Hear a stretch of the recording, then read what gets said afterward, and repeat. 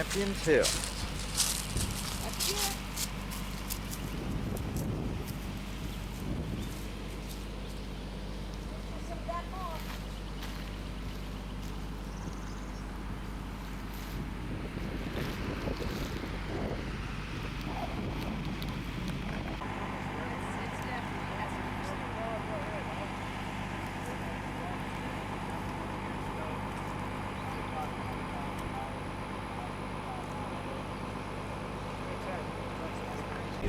Over the years,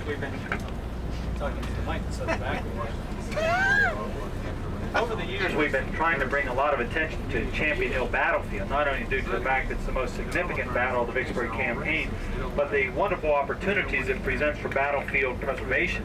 Yet, unfortunately, most of the local people who live out here have no idea this is a battlefield. And if the local people aren't involved, you're not going to get anywhere. So we've been trying to educate the locals as to the significance of this property and the economic benefits to be derived by battlefield preservation. But so far we've had little success. But just this year, the Civil War Preservation Trust, to bring national attention to this battlefield, has declared Champion Hill among the 10 most endangered Civil War sites. And you'll see why in just a moment. This house is brand new, built within the last year. Up on the ridge here to your front, this is Cotton Hill. This is where Lloyd Tilman's brigade would make their last-ditch effort, and it's here where General Tilman is killed. You note here on your right the only monument on the battlefield. This was erected in 1902, I believe it was, by his sons Frederick and Siddell to mark the site where the general was killed, directing the fire of Cowan's Mississippi batteries. It's the only Civil War monument, so to speak, on this field. But look just beyond it here. These two houses have both gone up within the last 6 months. There's rapid development coming on along this highway, Lower Raymond Edwards Road corridor. So to help promote this, I took a picture of the monument from the backside showing these two houses in proximity. And that's been used for posters and various other educational materials that are being distributed across the state. Now who owns the land? The monument itself is just off the highway right of way. We've never been able to determine who owns that property. Wouldn't it be a shame if those two houses just burned down? Now you can see that is high ground. That was the highest ground between the Federals and the bridges over the Raymond, over the Bakers Creek area. On the day of the battle, you recall that the ford is impassable, the bridge is out. Thus, throughout the course of the morning and afternoon of May the 16th of 1863, the chief engineer of the Confederate Army, Major Samuel Lockett, and his pioneers were put to work constructing a bridge over Bakers Creek to serve as an avenue of escape for the Confederate Army. Fortunately for Pemberton and his men, that bridge would be completed by the end of the day, and also the waters subside enough to construct and open a ford. So you had both a ford and a bridge available for Pemberton, and those are the only two means of escape for his army late in the afternoon of May the 16th. Now, I mentioned the Yiser house as well, which was used as a Confederate hospital, and it was in that house where General Tilman was pronounced dead by Confederate surgeons. You'll see it up here on your left.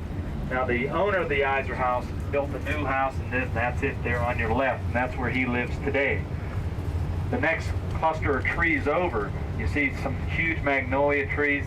And Don, if you'll stop right up here, or slow down right at this driveway, you'll be able to look up that driveway and look straight into the front door of the Yiser house. You see it up there? Now the Yiser house, the gentleman who owns it wants to get rid of it.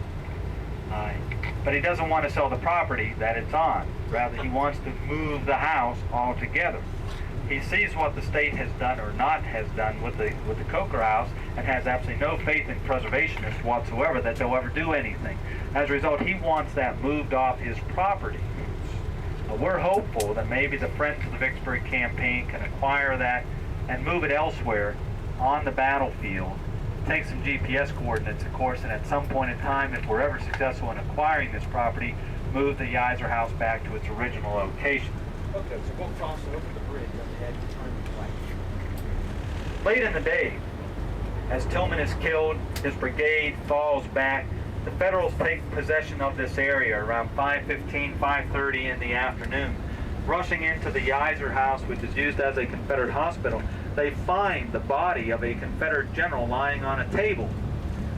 In recognition of his rank, That evening, under a flag of truce, they placed it in a blanket and sent it under a flag of truce back into Confederate lines.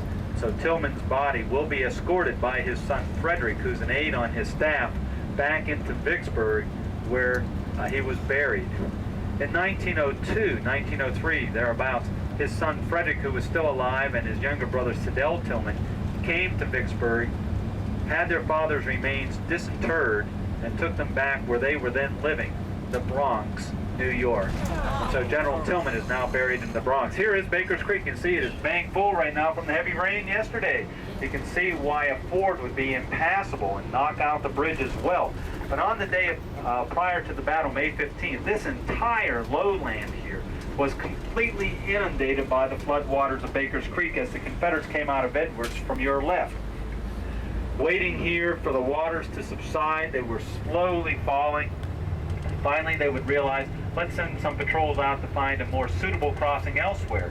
And they found the bridge over Baker's Creek on the Jackson Road to the north here, still intact. Thus, they would march along this very road we're now traversing up to the Jackson Road, turn on the Jackson Road, cross Baker's Creek, go up to the Crossroads, and then back south again to their original axis of advance, connecting in the vicinity of the Coker House. Now what we're going to do here now, we're going to go from where the battle opened up to where the main fight occurs, up in the vicinity of the Champion House. So this is where Crocker's division will come into play. We'll then come back and go to the Crossroads area, which will be the crux of the battle area, and then we'll head on to the Big Black. So we'll make 2 more stops here on Champion Hill Battlefield. Phone call. I don't want to nag you, but I'm just...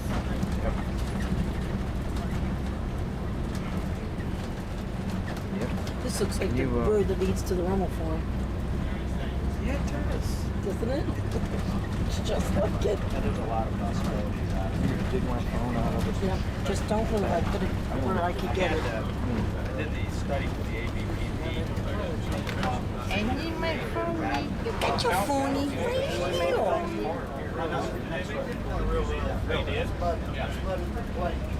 Anyway, I'm no judge. Actually, I didn't get into the museum. I just kind of walked around the house. Maps on the way back, just kind of walk by.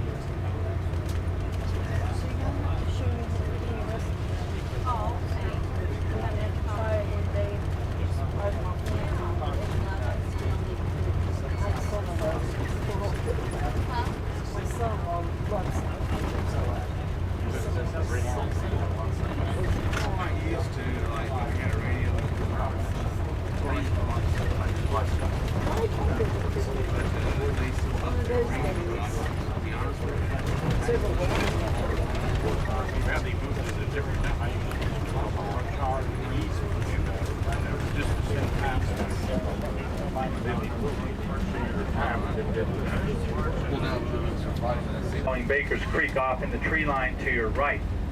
On May the 15th, having waited for hours for the water to subside, the Confederates will come up this road until they connect with the Jackson Road, which we are about to do. They then turn right, just as we are about to do, and would cross over Baker's Creek at the upper bridge, as it was referred to. And we'll cross on the upper bridge here shortly. The town of Edwards is off to your left, just beyond the rise in the distance.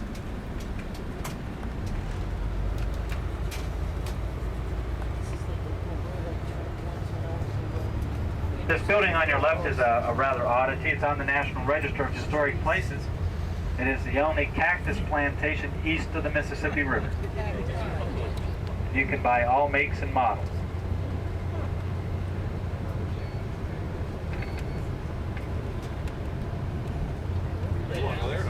Oh yeah, I love cactus.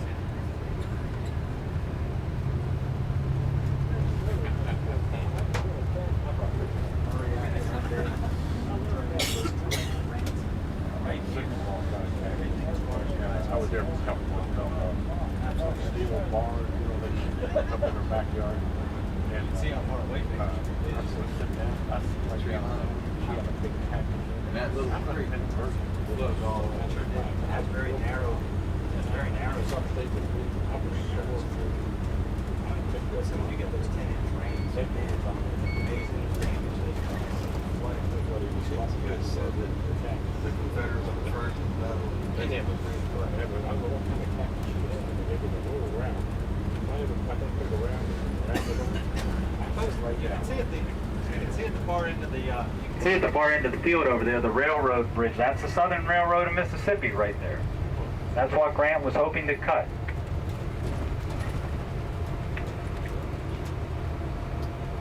Of course, by the time he gets here to Champion Hill, it's a moot point because he's already cut the railroad at Clinton on May the 14th. I'm sorry, May 13th and 14th. Here we are crossing Baker's Creek at the upper crossing on the Jackson Road. So Pemberton's army the day prior to the battle would cross the creek at this point, continue following the Jackson Road to the Crossroads, and then head south back to the vicinity of the Coker House. You can see how high the stream is today after that rain we had yesterday. That would be very similar to the way it would have appeared on May the 15th and May 16th of 1863. Yeah. The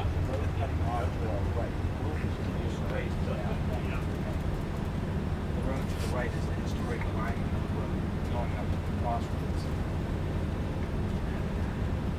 Just up ahead here, folks, there will be a road going off to our right. That's the historic alignment of the Jackson Road. So after crossing Baker's Creek, it moved forward just as we are doing, and then veered to your right, went to the Crossroads, where it made a 90-degree turn to the north, went over the crest of Champion Hill, and up to the Champion House site. There again, it made a 90-degree turn to the east and ran through Bolton to Clinton to Jackson. We are going to get to that intersection here in just a moment, and we're going to go straight over a modern road known as Champion Hill Road. This road was constructed in the 1930s, and we will follow the Champion Hill, the present-day Champion Hill Road, up to the Champion House site. So we'll be cutting across the base of that triangle, if you will. But this particular road actually follows the line of advance of Union General John Stevenson's brigade of Logan's division in his attack on May the 16th, coming straight at us. Out on the Confederate left flank would be a brigade of Georgians commanded by General Seth Barton. Barton's brigade, part of Stevenson's division, would be moved from that plantation road all the way to the endangered Confederate left late in the morning of May the 16th to try to stave off disaster. Shortly after Barton's brigade moved into position, they were slammed into by John Stevenson's Union Brigade, which would rout the Georgians, drive them from the field all the way back to this area. And then they would gain control of the upper crossing of Baker's Creek. And so for a period of time, Pemberton's only avenue of escape, which was the upper bridge, would be in Union hands. Fortunately, the Confederates would counterattack, regain control of that bridge for several hours, but then again, late in the afternoon, that bridge would fall into Federal hands. Champion Hill is off to your right. It's the eminence you see in the distance. Seth Barton's Georgia Brigade out on the Confederate left was moved into position in hopes that his left flank would rest on Baker's Creek, which is off in the tree line to your left, but he couldn't quite reach the creek itself. As we come up to this rise here and begin to drop off, this is where Barton's brigade would be in position. So we are now on the extreme left of the Confederate battle line.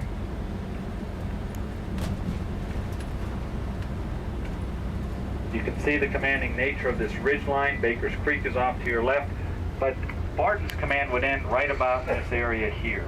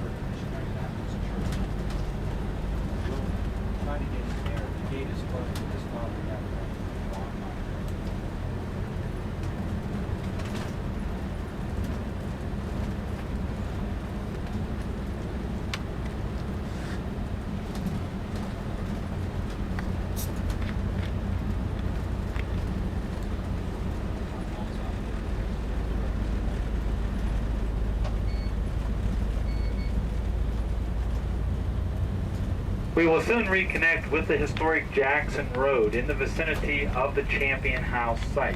When I get my maps out, I think the road network will make a little better sense to you.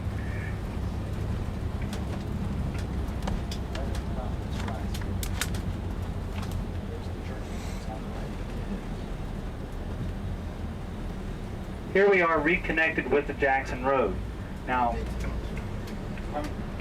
gate's closed. Okay, we'll just get out of here. The three divisions, accompanied by Grant and General McPherson, are coming along this road straight at us. So Crocker's division is coming straight at us here, and at this point, Jackson Road makes a 90-degree turn to the south, passes by the Champion House, goes over Champion Hill, down to that crossroads, then makes a 90-degree turn to the west and connects with this road where I pointed out earlier. Folks, the gate is closed up here today. Although this is public property now, by the way. This is some of that 823 acres purchased by the Conservation Fund and given as a gift to the Mississippi Department of Archives and History. There's a church right in the middle of it, which is on land given to the church by Sid Champion. The access, however, is all across public property, and I've always wondered how in the world the church can put a gate on public property. Although it's access to their church, the access road is all public property here. But they put a gate here, and so we'll have to walk on in. It is about, what would I say, 200 to 300 yard walk to the Champion Hill Missionary Baptist Church, which sits on the site of the Champion House, which served as Grant's headquarters during the course of the Civil War. And that's one of the 3 or 4 buildings that could have been the hospital that your ancestor was treated at, okay? So for those of you who are up for a short walk, we can walk along a hard surface to the Champion House site, and we'll talk about the battle itself from this location. Champion. This is the Champion House site. You recall that the Jackson Road coming from Jackson through Clinton to Bolton was this road right here. Just before the Champion House, it makes a 90-degree turn to the south, passes by the Champion House, goes over the crest of Champion Hill, down to the crossroads where it connects with the Middle Road and the Ratliff Plantation Road. There makes a 90-degree turn to the west, follows along this ridgeline. Now that road we had followed, remember I pointed out that the Jackson Road turns here? We followed a modern road from this point to here. Okay, that's a modern road. It's called the Champion Hill Road. So we have crossed over Baker's Creek, came down this road, turned on the Jackson Road, crossed the upper crossing, and then continued along a modern road to this point. This is where we're at now. So Crocker's division came down the road and is passing by us right here. That road doesn't exist anymore. Oh, it does. In fact, this road here does exist. You just can't see it due to the dense growth. But the depression of the road is still there, and you can follow that all the way to the crest of Champion Hill, down the other side to the crossroads. Now, after we finish our stop here, we're going to go back to the crossroads, and those of you who are interested in a walk of 800 yards through muddy ground will go up the historic Jackson Road to the crest of Champion Hill. That's the easiest access to the crest of the hill. Okay, so we will do that. But again, this is how we are oriented. So we are here at the Champion House site. Now the Champion House survived the Battle of Champion Hill, but in August of 1863, it mysteriously caught on fire and was consumed in the flames. So there's nothing left of the house today. But you see this low flat, this level area just beyond the church here. That was the site of the house. In fact, Mrs. Champion, when they built the house, she planted 2 oak trees on either side of the walk between the front door of the house and the Jackson Road. There you see what's left of one of the giant oak trees. There was another one just a few feet away. And when I first came here 26 years ago, both of those trees were alive. But since then, both trees have died. One has collapsed, and the other one has now died as well. But I did manage to save some seeds of these trees and their progeny lives on through the Great American Tree Program. I also took some magnolia seeds from Port Gibson Battlefield, and the magnolia trees are in front of the Coker House. So if anybody wants to buy trees from Champion Hill Battlefield, you can contact the Great American Tree Program and get some seeds, okay? That's an oak. An oak. Okie doke, folks. Here's the opening phase of the battle. Now you recall we were down at the Coker House, where the opening shots are fired out here in the lower Raymond Edwards Road. Although the opening shots are fired here, A.J. Smith is under orders not to bring on a general engagement. The next contact between opposing forces will take place here on the middle road. But again, McClernand is under orders. Don't bring on a general engagement. So as a result, he is just feeling the enemy in this location, trying to determine the size and strength of their roadblock in this area, and then he sends that courier off to Grant, calling for a clarification of his orders. With the Confederate line initially established here, over a broad 3-mile front, guarding the valley of Jackson Creek and guarding the two roads, the lower road and the middle road, it's a good, strong defensive position. But out on the Confederate left flank, here near the Crossroads, is a brigade of Alabamians. We talked about them yesterday under Ed Tracy's command at Port Gibson. Tracy is killed. That brigade is now commanded by Brigadier General Stephen Lee. Lee is a native of South Carolina, but he is certainly far more closely associated with the great state of Mississippi, as after the Civil War, he resided in Mississippi, married a Mississippian, became a state senator, went on to become the first president of what is today Mississippi State University. Go Bulldogs! And also first superintendent of what is today Vicksburg National Military Park, the only former Confederate to become chairman of a national military park.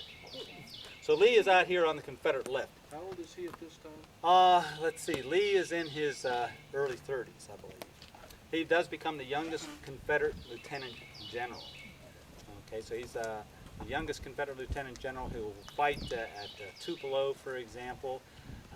In fact, he's wounded in the battle at Tupelo. And if you go up to the Lee House in Columbus, Mississippi, they have the bullet by which he was wounded. God bless you. Is that the same Lee that was sitting on the dais with Roosevelt, Teddy Roosevelt, and given it? That's him. Yeah, okay. Very distinguished looking man with a goatee that was pure white by the late 1800s. Looks a lot like Colonel Sanders almost, but really neat fellow. Lee doesn't like the situation out here because he sees this road, the Jackson Road, running over the bald crest of Champion Hill. He has no idea what's beyond that hill. So he orders Colonel Ed Pettus to ride out beyond Champion Hill and find out what, if anything, is on the Jackson Road.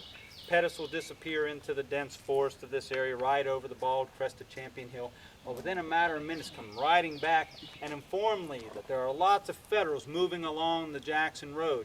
And Lee quickly discerns if something isn't done, these Federals will scoot around the flank of the Confederate Army, capture Edwards, cutting them off from their base of operations at Vicksburg on his own initiative. And this is pretty good for a young brigadier general at that point in time.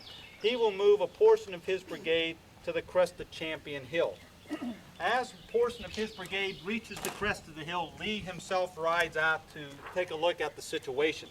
And he can see by the large clouds of dust kicking up from the now rapidly drying roads that there are a lot of Federals out there.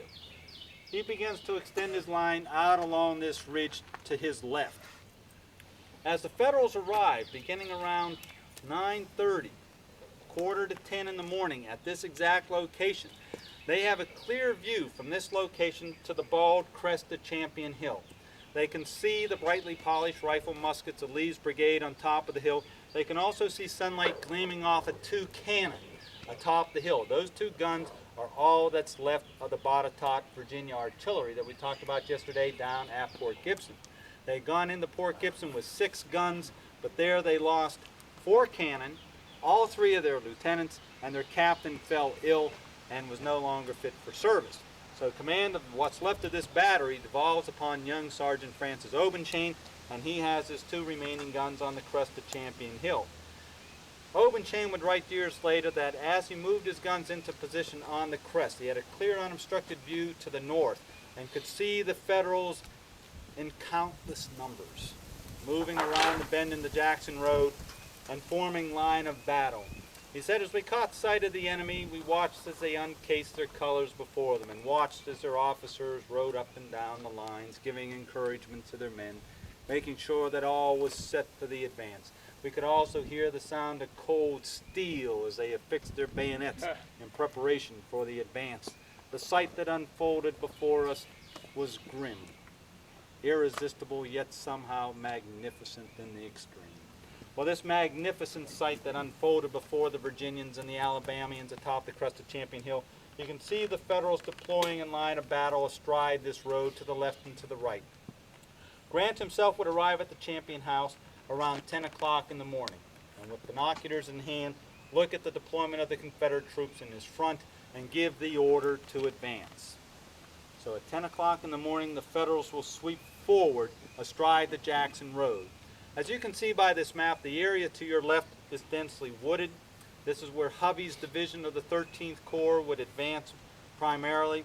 The area to your right of it, however, is relatively open, and that's where John Logan's division, which would be the 1st Division of the 17th Corps to arrive on this battlefield, will deploy in battle and see action here at Champion Hill. But as this line continues to unfold to the Union right, Lee has no recourse but to continue shifting his units to the left to counter that movement. Suddenly, a gap between his brigade and the road occurs. Not wishing to have a gap and leave the crest of Champion Hill undefended, he calls on the next brigade for assistance, and that's a brigade of Georgians, commanded by Alfred Cumming. Cumming will slide his brigade initially to the left, then begin receding his command out along this ridgeline here. But as they continue shifting farther and farther to the left, gaps appear between Lee and Cumming, between Cumming and the Crossroads, and also gaps appear between the different regiments of these commands. So the line is very tenuous at best. And it is in this situation as the Federals deploy and launch their attack. Deploying for the Federals are the brigades of James Slack over here on the left, George McGinnis of Indiana on the right. Now, McGinnis is an aggressive soldier. Both these men are very good, hard-fighting soldiers. McGinnis, however, has clear, unobstructed passage to the base of Champion Hill, and he realized that his men are going to be exposed to the artillery fire as well as to Confederate musketry as they advance, trying to minimize his casualties, trying to preserve as much troop strength as possible for the assault once they clash with the Confederates. He devises a unique plan. He tells his subordinate officers that he will lead the advance personally on foot with his sword in hand. He will pay particular attention to the Confederate officers.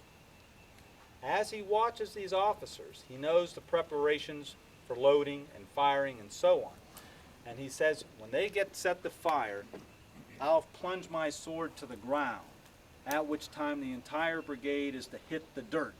If I time it just right, the volley will fly harmlessly overhead, at which time everyone is to spring to their feet and rush the enemy with their bayonets. Well, McGinnis, true to form, moves to the front of his line, pulls out his sword from his scabbard, raises it high in the air, then turns his back to his men and slowly starts walking across the field. He watches as the Confederate artillerymen load their weapons and open fire. He watches also as the Confederates open up their cartridge boxes, reach for their cartridges, and began ramming those cartridges down the muzzles of their rifled muskets. He sees the enemy lift their muskets to their shoulders, and as just before the order to fire was given, he plunges his sword to the ground and he hit the dirt himself. His men followed suit, and sure enough, picture perfect, the volley flew harmlessly overhead.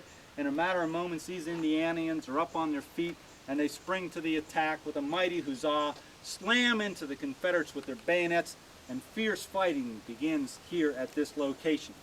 Within a matter of moments, the Confederates are routed and driven from the area, back over the crest of Champion Hill and down toward the Crossroads itself. So again, here we are. You can see McGinnis's brigade here gaining the crest of Champion Hill. We can see Logan's division here deployed in line of battle, exerting unrelenting pressure on the Confederate front all across the line of Lee's brigade. And way out here on the Federal right, Union General John Stevenson's brigade advancing along the axis of that modern-day road slamming into Seth Barton's Georgians, driving them back and gaining control of the upper crossing of Baker's Creek. Now, as the Federals gained control of this upper crossing of Baker's Creek, at that point in time, that is the only avenue of escape available to the Confederate Army. Pemberton has no recourse but the fight to reestablish his left flank and open that crossing. Once again, regain control of that crossing. Otherwise, his army is lost. A counterattack will be launched late in the morning, but the battle sways back and forth. They're unable to force the Federals to yield control of that bridge.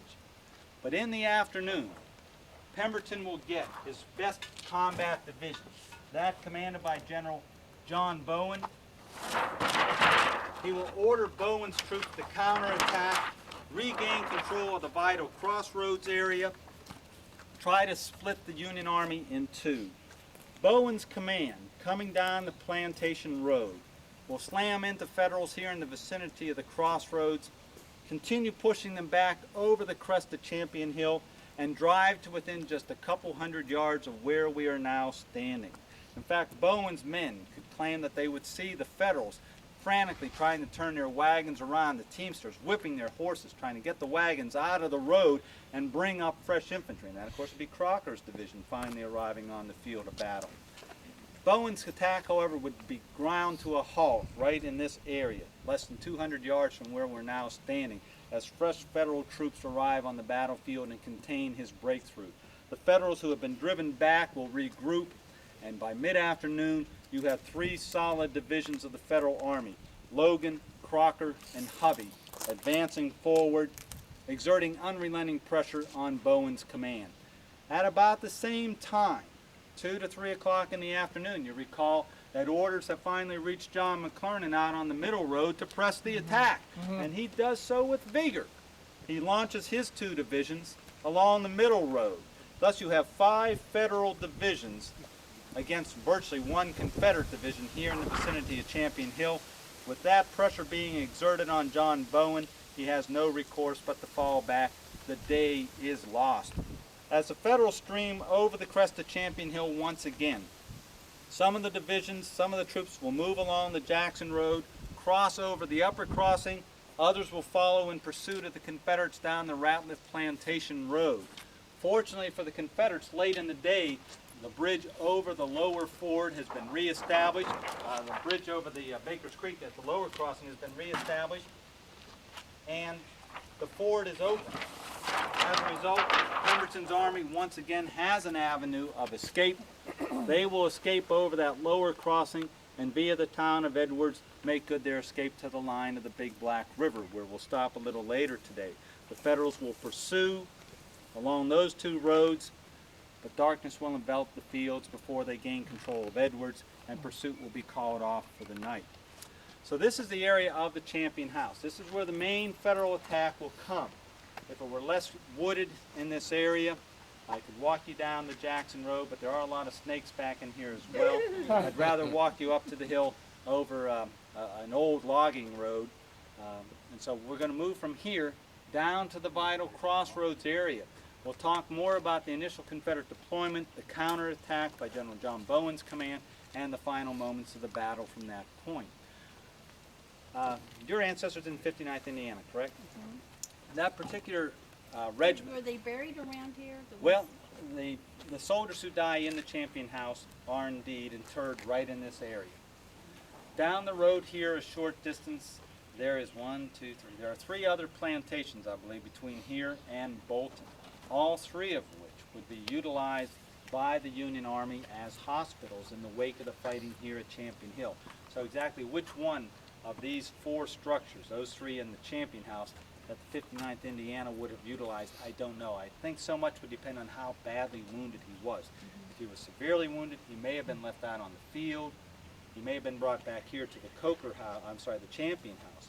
If he was less wounded, less severely wounded, he would have been moved even farther behind because he could have survived that journey back to those houses. So the most severely wounded soldiers would be right here in the vicinity of the Champion House.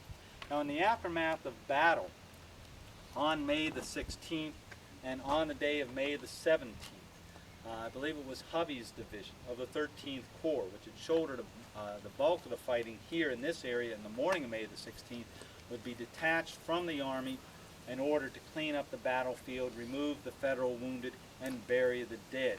Confederate prisoners of war were utilized to bury the Confederate dead. Now, all the men who died in battle here at Champion Hill were interred on the field of battle. With the establishment of Vicksburg National Cemetery in December of 1866, burial details were sent all throughout Warren County, Hinds County, and Claiborne County here in Mississippi, as well as the northeastern parishes of Louisiana, where the Army had wintered, the winter of 62-63, to try to recover the bodies of Union soldiers. And so most of the dead, I shall never say all the dead, I'm sure they left some men out here, but most of the Union soldiers who died here in the battle at Champion Hill and were buried initially here by the Champion House or these other plantations or down by the Crossroads, their bodies were recovered and moved to Vicksburg for permanent burial in the National Cemetery. Now, as mentioned, these soldiers had no form of identification whatsoever. There was no system of dog tags, and it wasn't really until later in the war that many of the soldiers had identification discs made on their own initiative that they wore around their neck or pinned to their uniform with their name, rank, company, and regiment etched in there. As a result, there's no form of identification. It would have been left up to the Federal soldiers manning this hospital site to bury the Union dead. The common practice was then to rummage through the pockets of these dead. It served several purposes. Oftentimes these men would rifle through getting valuables for their own use, but they would try to find some form of identification on the person. So they would then take the top of an Army cracker box and with charcoal or some other method write his name on it and use that as a headboard. But unfortunately, in the years that intervened between 1863, when this battle was fought, and the establishment of the cemetery late in 66 and the reburial process in 67, so many of these headboards became illegible. Others were knocked over by animals grazing in the area. Some were collected and used by firewood by the poor and indigent people of the area. So literally thousands of soldiers who were properly identified at time of death and original burial were now unidentified soldiers. Now, I could take you to Vicksburg National Cemetery. In fact, we'll be there tomorrow. I could show you entire sections of the cemetery that are filled with dead from Champion Hill. Almost all of them simply have a number etched in top of their stone. Their identities are known only to God. But I can take you to an area where, if your ancestor was indeed taken back to Vicksburg, in all probability, he lies buried today. Yes, ma'am? What were the casualties here at Champion Hill? You'd think I would have refreshed my memory before I came out here. Confederate casualties are roughly 3,000. Federal casualties, on the other hand, I think are somewhere in the vicinity of 2,000, 2,500. Now, a good portion of those Confederate casualties are captured. Large numbers of Confederate soldiers will be captured here at Champion Hill. But this is the largest, bloodiest, most significant action of the Vicksburg Campaign. Again, although the fighting is fierce, due to the topography and the dense wood that covered most of the battlefield, it helps to minimize casualties during the fight itself. Yes, sir? You mentioned the two pieces of artillery in the initial assault. Where was the rest of the Confederate artillery? The bulk of the Confederate artillery would be along the Ratliff Plantation Road. Let me show you here. The bulk of the Confederate artillery would be in position here along the Ratliff Plantation Road. We are up here at Champion Hill, Champion House. Here's Champion Hill itself. Here's the Crossroads area. So you have two guns on the crest of Champion Hill manned by the Botetourt, Virginia Artillery. There are 6 guns manned by Waddell's Alabama Battery here at the Crossroads. Out here on the Confederate left flank in the vicinity of what is listed as the Austin House are 8 guns. 4 of Battery A, 1st Mississippi Light Artillery, 4 of the Cherokee, Georgia Artillery. All 8 of those guns will be captured, as will the 2 of the Botetourt Artillery on the crest of Champion Hill, as will the 6 guns of Waddell's Alabama Battery as well. The rest of the Confederate artillery is strung out here along the Ratliff Road, facing in an easterly direction or farther to the south behind the Coker House. That would be the largest concentration of Confederate cannon, And the reason the Confederate cannon are concentrated in these two areas are the fields of fire that are afforded them. In this area, they have very few and limited fields of fire. Now, Obenchain of the Virginia Battery mentioned they had a clear view to the north, thus his two guns had a non-obstructed field of fire to the north. But the hill is a very narrow hill, did not afford the placement of large numbers of artillery pieces. These two guns would later be joined by two guns of Waddell's battery under the command of Lieutenant T. Jeff Bates. No sooner does Bates' section arrive, he salutes Sergeant Obenchain and tells him that General Pemberton says, "You have suffered enough and you are to retire from the field immediately." Obenchain immediately orders up his limbers to hook up the guns and withdraw them from the field, but before he can start the withdrawal process, McGinnis's brigade slams into the Confederates at the base of the hill. The attack is on in full strength. As a result, Obenchain decides to unlimber his guns and return to action immediately, and all four of those guns will be captured in short order by the Federals. Here at the Battle of Champion Hill, in fact, the Confederates will lose 28 pieces of artillery. 28 pieces of artillery. They're lost intact, or they spike them prior to leaving? They are lost intact. There was no time to spike the guns at all. And in fact, the troops that would capture them, I think, was the 11th Indiana and McGinnis's brigade. They would immediately turn those guns around and try to put them into action against the Confederates. Obenchain himself, I'll talk about this at the crest of Champion Hill. Our next stop will be on the exact spot where the Virginia guns were, okay? Any other questions for me? Corner to where Garfield's buried up in Cleveland is a tomb or a marker for Mortimer Leggett. Oh, sure. And on your map, it looks like Leggett was in the heat of battle. Yes, he is. Mortimer Leggett, in fact, we'll see a nice relief portrait of him tomorrow on the grounds of Vicksburg National Military Park. His brigade does see a lot of action here. It's part of Logan's division, and so Logan's division will see a lot of action here at Champion Hill, primarily in action against Lee's Alabama brigade. So he does well then. Pardon me? He does well. Oh, yes, he does. Oh, thanks. Right. There you go. Yeah, he does very well for himself. Leggett's a good, solid brigade commander. Yeah, because Garfield's like here in his mind, and then just.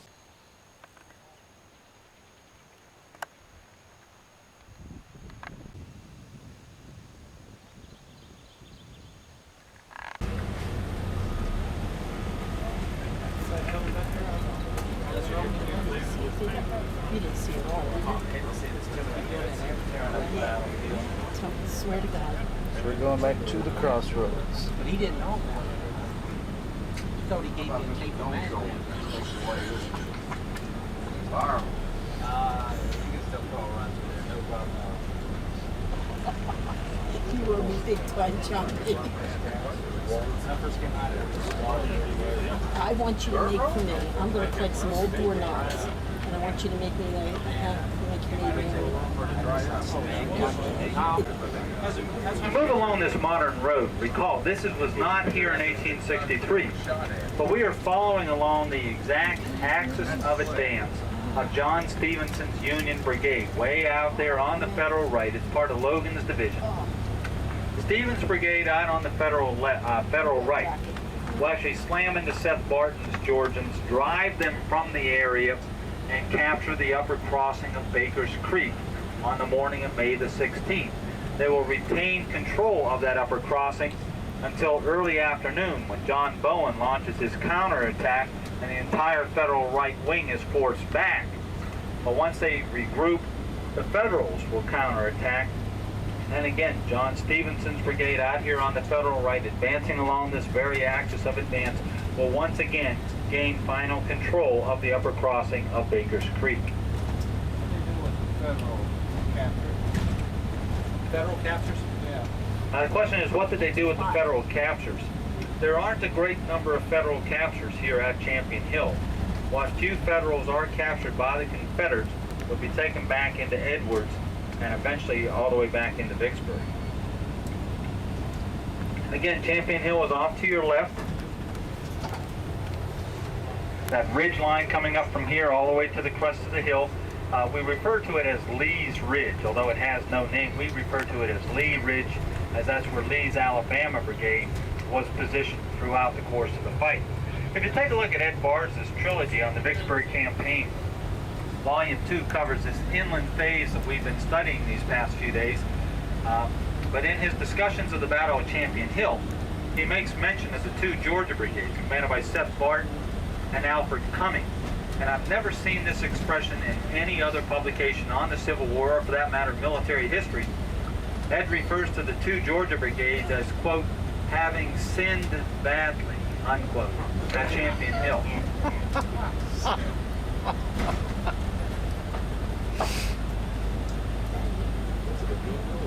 Guess they did something wrong. What is it they call it? Building fields.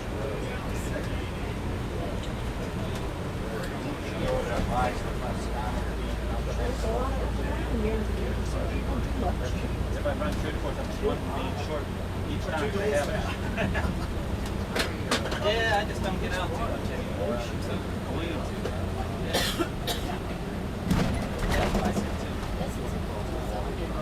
it. We are turning on to the historic Jackson Road once again. Now this area immediately to your left is public property now. That's part of that 823 acres purchased by the Conservation Fund. They purchased it in two batches, or in two sections. This section here, which is about 100 acres, and the rest up in the vicinity of the Champion House site and the vital Crossroads area. Just up ahead here on your left, you'll see the old Roberts family cemetery. This is a witness, if you will, to the battle. There were several different families named Roberts living on the battlefield. In fact, Pemberton's field headquarters would be in the home of Isaac Roberts. His brother George lived on along this stretch of the road here. But here on your left, you'll see the stones of the Roberts family cemetery. Many of those stones were shattered during the battle. That is now on public property. Several years back, prior to the Conservation Fund buying it, the previous owner decided, well, I'll timber the property first, get the timber value off of it, and then sell it to the Conservation Fund. So I came out here and pointed out the cemetery to them, said, well, fellas, please be careful when you fell these trees, don't destroy this cemetery. They felled the trees right on top of them, their skidders went right over top of them, destroyed half a dozen or a score of stones altogether. Then they burned the slash, and all the stones that were left standing were badly charred. So we had them cleaned up just a few years ago, and we glued them back, what you call epoxied them back together. Hope he sued him. But the Confederate line out along Lee's Ridge is several hundred yards off to your left. After the morning assault, when Lee's brigade and the Georgia brigade of Seth Barton and Alfred Cumming are driven from their position, they will regroup here in the roadbed of the Jackson Road. And from here they will join John Bowen's counterattack, regaining control of Champion Hill and much of Lee's Ridge, but to no avail, because late in the day they will once again be driven back past this area and off to your right down to the lower crossing of Baker's Creek.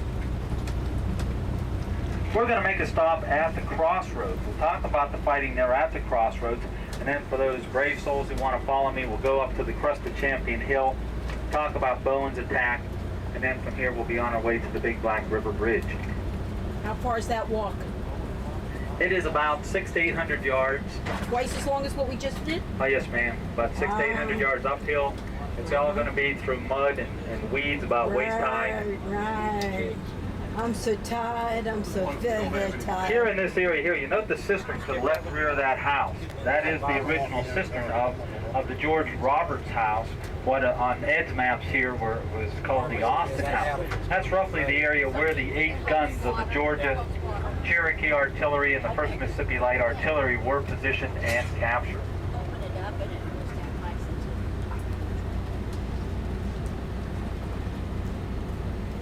About 125 acres of this battlefield is still owned by the Sid Champion family. Sid Champion IV recently passed away. His son, Sid Champion V, is the heir apparent to the property. Now, both gentlemen are agreeable with letting groups come onto their property if we notify them ahead of time, but Sid Champion IV was just opposed bitterly to any battlefield preservation whatsoever. Which didn't make sense to me. He'd let you on the property for the sake of studying the battle, but wasn't interested in preserving the battlefield. His son's a little more open to the idea of battlefield preservation, but is not willing to give up his land or even sell an easement on it right now. just up the rise here, a short distance, Crossroads. Do you like to get it and blow it up and take it? Right, that's right. Eminent domain. Blow it up and take it. No, it is not. It's been thrown. Bring a friend, feed them too. Now you're covered for a tape. You go up the hill without me? Yeah. Just gonna get a battery Oh, don't go out of the top. Just gonna get a battery up there.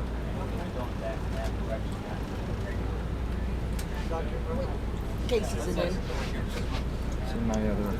Ladies and gentlemen, here we are at the Crossroads. I'll get it. Whoever controls the Crossroads controls the battlefield at Champion Jack's Hill. too high for me. Let me set the Crossroads up for you. The Jackson Road is coming up behind you from its crossing of Baker's Creek to this point. At this point, the Jackson Road makes a 90-degree turn and goes off to your left. And you see the historic trace of the Jackson Road going off to your left, up over the crest of Champion Hill, and down to the church site where we were just a few moments ago. That's the Jackson Road. The middle road is this road directly in front of you. That is the road over which General John McClernand and 2 divisions of his corps are coming straight at us. To your right is the Ratliff Plantation Road. This is the Confederate defense line that stretches all the way down to the Coker House, where we began our discussion of Champion Hill just a little while ago. The only other monument on this battlefield is the stone you see off to your left front, designating this as a National Historic Landmark. The tablet has been stolen, but recently recovered, and is now in the hands of the Department of Archives and History, and just as soon as they can get out here and affix the stone back, the tablet back to the stone, that monument will be restored. But that is the only other monument on this battlefield today. We'll get out here and just stand in the shade off to the side. We'll talk about the actions here at the Crossroads, and then we'll walk up that historic trace of the Jackson Road to Champion Hill itself, okay? We are here at the vital crossroads. Again, to line up the crossroads, you see the Jackson Road, the historic trace of it going off to your right, coming from Jackson through Clinton to Bolton, and then making a 90-degree turn to the south, past the Champion House site where the church is today, coming here, joining up with these other roads, and then making a 90-degree turn to the west. So that's the Jackson Road behind the bus. The middle road is directly behind us here, which stretches up over the high ground, winds its way all the way over toward the village of Raymond. Then the Ratliff Plantation Road is here to your left, and that is the line over which the Confederates would establish their initial defense perimeter. You recall what the opening shots of the battle at Champion Hill, and as the battle begins to unfold, John Pemberton will align his 3 divisions as follows. Over on the Confederate right will be the division of W.W. Loring, William Wing Loring. Loring is a one-armed veteran having lost an arm in the Mexican War. He is not a graduate of West Point, but was commissioned directly into the Army as a lieutenant. He rose up through the ranks very rapidly, saw a lot of combat in the Mexican War and against the Indians out on the frontier. By the outbreak of the American Civil War, he's one of 2 things, and I forget. He's either the youngest colonel or the senior ranking colonel, one of the 2. But either way, that's quite a distinction. He will resign his commission in the Army of the United States. He will expect comparable rank or higher rank in Confederate service. And when others who were junior to him in the old Army receive higher rank in Confederate service, i.e. Stonewall Jackson, he is very offended by that. He has a huge ego, as large as Joseph E. Johnston himself. He has a large ego and immediately begins to enter into very acrimonious discussion with his superiors and Jefferson Davis, bemoaning the fact that his juniors have been elevated higher than him. He argues with absolutely everybody. He's kind of like Braxton Bragg. He even argued with himself. But anyway, you may recall that that early in the war, Stonewall Jackson threatened to resign from the service. It's either get rid of Loring or I'm leaving. They got rid of Loring. They would send Loring out west here. In fact, that was so typical of the armies in the East. They sent all their problems out west here. That's why the Confederates do so poorly in the Western Theater of Operations. But you have William W. Loring down here on the Confederate right flank, John Bowen in the center. Now, we've talked about Bowen at length yesterday at Grand Gulf and again at Port Gibson. He is a graduate of West Point, but resigned his commission shortly after graduation and entered into a career as an architect in St. Louis. But he does become the most fiery and aggressive of Pemberton's subordinate officers, the most capable man in Pemberton's army in terms of combat ability. But he is Pemberton's junior ranking division commander. He's a brigadier. His 2 brigades have seen heavy action at Grand Gulf and at Fort Gibson. They suffer severe casualties, and so they're somewhat reduced in size by the time of the Battle of Champion Hill, but still full of fight. Out here on the Confederate left will be the largest division in the Confederate Army, commanded by General Carter Stevenson of Fredericksburg, Virginia. Now, Carter Stevenson is a graduate of West Point. He is the senior ranking subordinate at this point in time, but he really is quite an enigma to me. He does not have a sterling record at all. In fact, it's a record of very little combat and very little field experience, and I often wonder, how in the world did he rise up to such high rank? The answer, quite simply, just seniority. Seniority was the all-controlling factor in promotions in the Army of the United States at that time, and it would be as such in the Confederate service as well. But Stevenson commands the largest division in the Confederate Army, and he is out here on the left. But his division is somewhat reduced in size as well, due to the fact that when Pemberton reverses his line of march, you recall the wagons are now in the lead. The wagons contain all his ammunition, his spare munitions, as well as his rations. You want to protect those, don't you? As a result, he would order Carter Stevenson to dispatch one of his 4 brigades to escort that wagon train away from the pending field of battle and get it out of harm's way. So Stevenson only has 3/4 of his division with him. But out here on the Confederate left was Stephen D. Lee's brigade of Alabamians, who had seen heavy action at Port Gibson on May 1st under Ed Tracy's command, and Tracy is killed in action. So they are somewhat dispirited by the loss of their commanding officer. They don't know Stephen D. Lee. He does not know his men, but he quickly gains their respect because he is an aggressive officer. Out here in the vicinity of the Crossroads, where Lee's brigade is, Jackson Creek is behind you here. The middle road also behind you. It's a strong defensive position if and only if the Federals are advancing along these 2 roads. But as we know, unbeknownst to Pemberton and undetected by him, are 3 divisions advancing along the Jackson Road off to your right, about 2 miles to your mile and a half to your north. Here at the Crossroads, Lee can see Champion Hill towering in the distance. It is the dominant geographic feature of the area, but the Army doesn't rest its flank on Champion Hill. But if the enemy gains control of it, it portends great danger for the Confederates. So Lee will take it on his own initiative to instruct Colonel Ed Pettus to ride out that road over the crest of Champion Hill, and it's Pettus who will discover these 3 divisions of the Federals. As a result, Lee, on his own initiative, will shift his brigade to the left to the crest of Champion Hill, and then, conforming to the Federal deployment, Lee will scoot his troops out to the left, as you see here.